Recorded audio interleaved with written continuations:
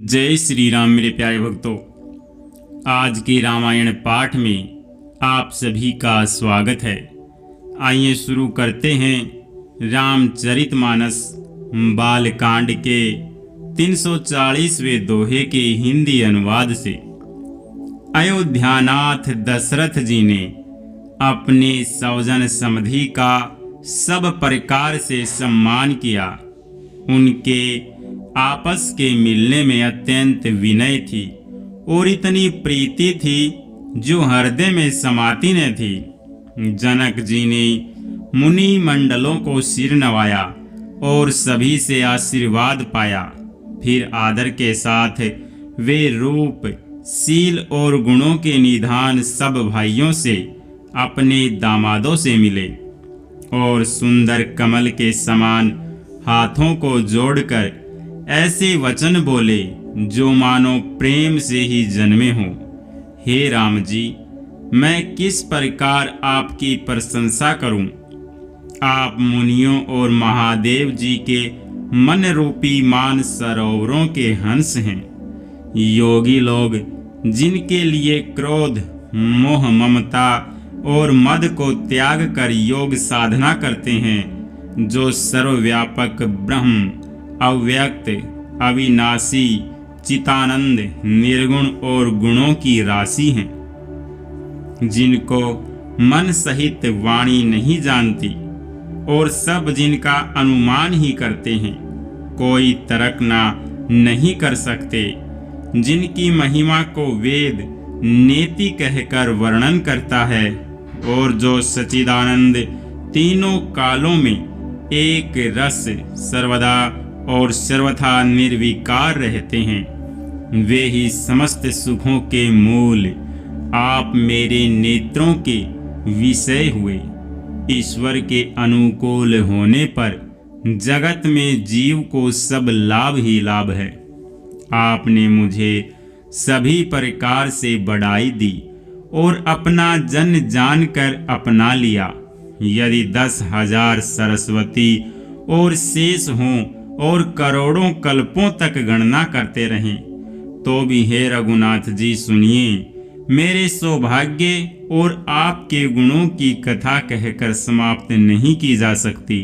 मैं जो कुछ कह रहा हूँ वह अपने इस एक ही बल पर कि आप अत्यंत थोड़े प्रेम से प्रसन्न हो जाते हैं।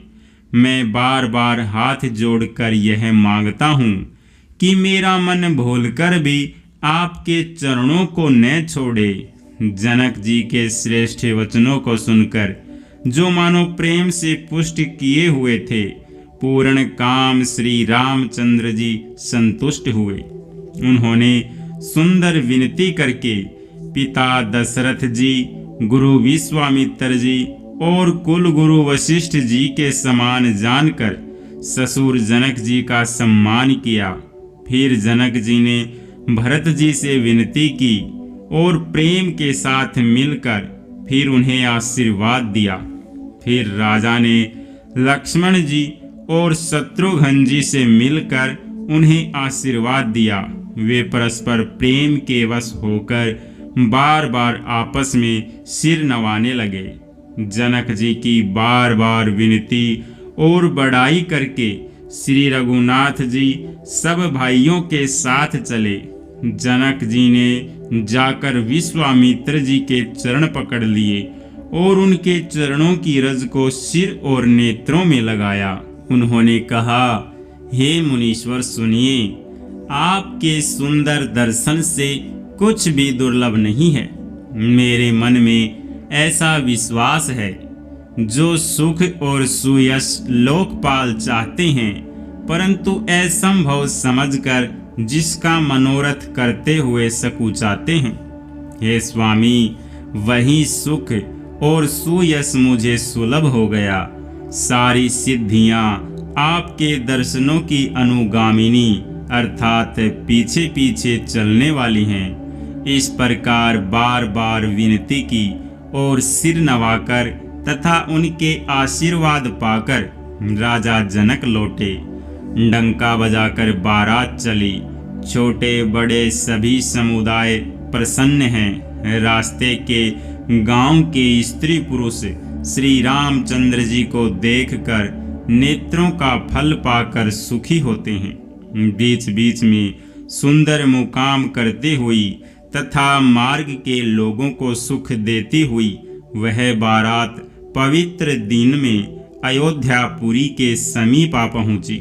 नगाड़ों पर चोटें पड़ने लगी, सुंदर ढोल बजने लगे, भेरी और शंख की बड़ी आवाज हो रही है, हाथी घोड़े गरज रहे हैं, विशेष शब्द करने वाली झांझें, सुहावनी डफलियां तथा रसीले राग से सहनाइयां बज रही हैं। बारात को आती हुई सुनकर नगर निवासी प्रसन्न हो गए। सबके शरीरों पर पुल कावली छा गई। सबने अपने अपने सुंदर घरों, बाजारों, गलियों, चौराहों और नगर के द्वारों को सजाया। सारी गलियां अरगजे से सिंचाई गई। जहां तहां सुंदर चौक पुराए गए। तोरणों, ध्वजा पताकों और मंडपों से बाजार ऐसा सजा कि जिसका वर्णन नहीं किया जा सकता। फल सहित सुपारी, केला, आम, मौसरी, कदम्ब और तमाल के वृक्ष लगाए गए। वे लगे हुए सुंदर वृक्ष फलों के भार से पृथ्वी को छू रहे हैं। उनके मणियों के थाले बड़ी सुंदर कारीगरी से बनाए गए हैं। अनेक प्रकार के मंगल कलश घर घर सजाकर बनाए गए हैं। श्री रघुनाथ जी की पूरी अयोध्या को देखकर ब्रह्मा आदि सब देवता सिहाते हैं। उस समय राजमहल अत्यंत शोभित हो रहा था। उसकी रचना देखकर कामदेव का मन भी मोहित हो जाता था। मंगल शकुन, मनोहरता, रिद्धि सिद्धि, सुख सुहावनी, संपत्ति और सब प्रकार के आनंद मानो सहज सुंदर शरीर धर धर कर दशरथ जी के घर में छा गए हैं। श्री रामचंद्र जी और सीता जी के दर्शनों के लिए भला कहिए किसे लालसा न होगी। सुहागिनी स्त्रियां झुंड की झुंड मिलाकर चली, जो अपनी छवि से कामदेव की स्त्री रति का भी निरादर कर रही है। सभी सुंदर मंगल द्रव्य एवं आरती सजाए हुए गा रही है, मानो सरस्वती जी बहुत से वेश धारण किए गा रही हो। राजमहल में आनंद के मारे शोर मच रहा है। उस समय का और सुख का वर्णन नहीं किया जा सकता। कौशल्या जी आदि श्री रामचंद्र जी की सब माताएं प्रेम के विशेष वश होने से शरीर की सुध भूल गई। गणेश जी और त्रिपुरारी शिव जी का पूजन करके उन्होंने ब्राह्मणों को बहुत सा दान दिया।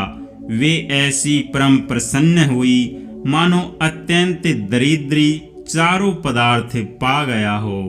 जय श्री राम। मेरे प्यारे भक्तों, आज के रामायण पाठ को हम यहीं पर विश्राम करते हैं। मिलते हैं शाम के रामायण पाठ में।